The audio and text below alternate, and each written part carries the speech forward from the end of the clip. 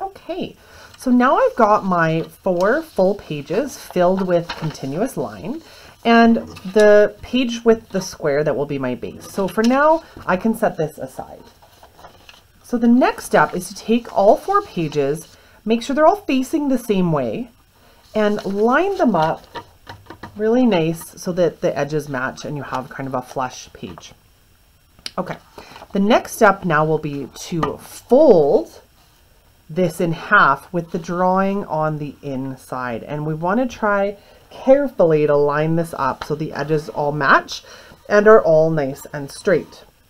All right, now the next step here will be to kind of create the outline for our sculpture. So we folded it lengthways or hot dog ways, okay? I've got it facing my body. And now I'm going to take my marker and I'm going to draw what will be the edge of my sculpture. So you want a flat edge at the bottom because this is what's going to sit on the base. And then from there, we can just create kind of one of Dubuffet's organic shapes. So we're going to draw a continuous line along the edge of the page and then leaving a flat space at the bottom. So it's really up to you how you draw this, but try and fill up your page as much as you can. And then at the bottom, come right out to the corner because we want this flat edge to sit flat, okay?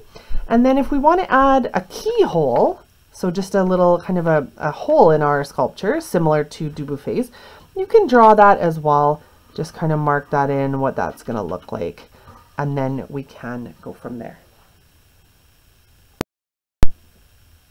All right, the next step will be to take your scissors and cut out your sculpture. And I'm going to add one more little keyhole down here because I think that will look kind of neat. I'm also going to cut out my base, so you can do this right now as well.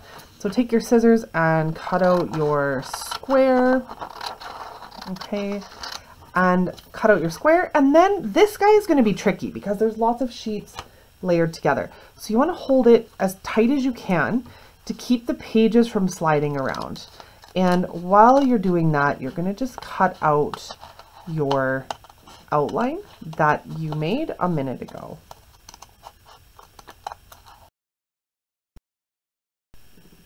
Once you've got your base cut out and your pages cut out into your forms and your little keyholes, now the next step is to get a scrap piece of paper and put it underneath and take your black marker and make a frame. So I want to use the side of my marker to outline all the way around the edge of all of my sheets of paper. And the reason I want to do this is it's going to make it feel very finished in the end and give it a really nice frame.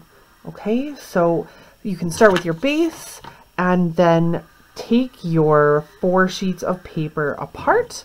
So I've got my base and you can see how adding that frame really gives it kind of a nice finished, or will give it a nice finished feel.